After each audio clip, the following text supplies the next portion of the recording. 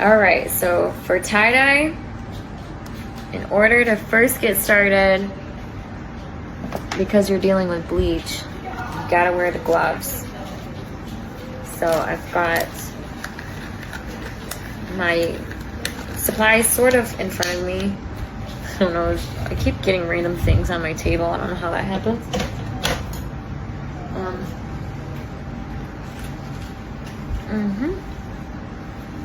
So the first thing that we gotta do is kind of just like prepare our surroundings. Get the gloves, get your tools.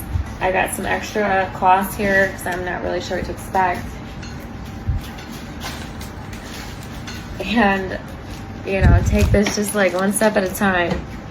So what the tutorial tells me to do online is to first kind of get your materials ready. So you're supposed to soak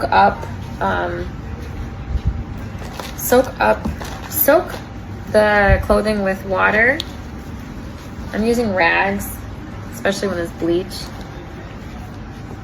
You might see my little helper behind us.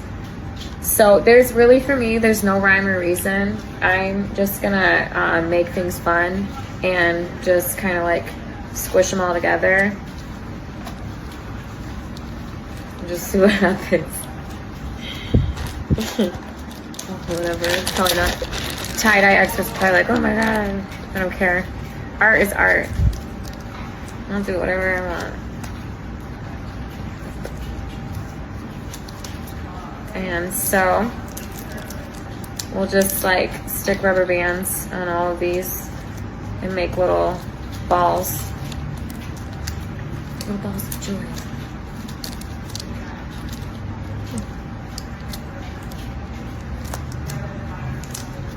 Nice. So that one looks like it's good to go. Oh. And I'm gonna do this for all of them that I have in here. So I've got the white ones that I want to make it with the blue tie-dye, and then I've got black that I want to make with white bleach. So it's gonna be different. I wonder if I should just like kind of experiment, just do one at a time and see what happens. But I guess I'm a risk taker, and it seems fun to me to just kind of experiment. It's all about experimenting. So I've got different things here, this is like a techno shirt because I used to own a label.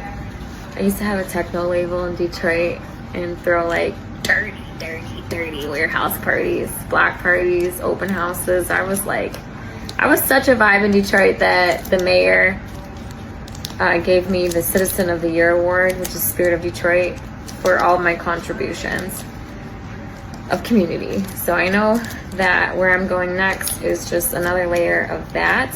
And so I've got all of these like old techno clothing that have never been used. And so, and I've got like, believe it or not, this is actually for me. I wear kids' clothes because I'm so tiny. But mighty. It's just step one is to wrap everything in the rubber bands. There's, again, no like direction on style.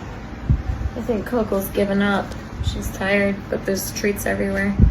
I'm gonna try like, you know, this one a wrap, that one not a wrap. We'll see what happens. Go this one this way. I mean, there's like designs that you can do to make it like hippie looking, but I'm not gonna go there.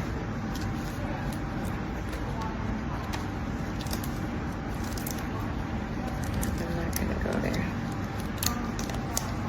And so, just making it easy for me. How much more do we have left? Okay, we've got this one big hoodie left. So let's break it down. Break it down. I've got 3 shirts and 2 crop sweaters as my testers.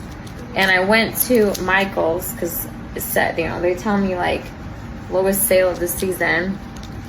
And I got this container. It's gonna be my sink because I can't reach the sink.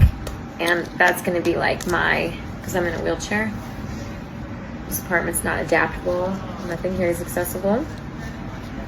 So what I'm just gonna do is make the most of it, because that's what you do, is you make the most of it.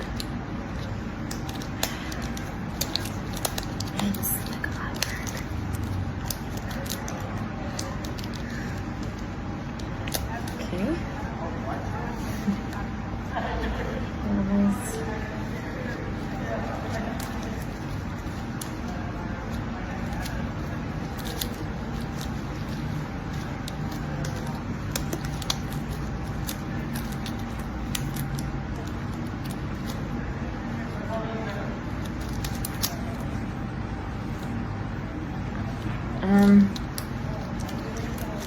Yeah, it's getting a little thick, but so yeah, we'll just do one hoodie because I mean this is ginormous.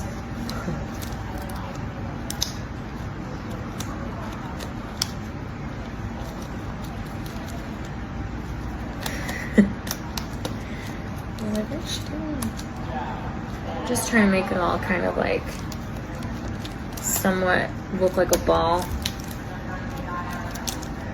because that's the idea, right? Is to get the patterns. Cool. And so what it says is to, what the internet tells me is to make sure that the clothes are a little damp. So I've got a little water bottle here. I might sprinkle on a little bit. And then once I start going on this, I'm not gonna like touch my clothes. Everything's just gonna go in the bucket. Cool. So I think I'm happy with these results. I'll show everyone what it looks like before. So we've got the large hoodie. We've got one of the tees, the crop top sweaters, and you know, these other little random balls. Okay, so that's completes part 1. Now part 2, let's apply this bleach.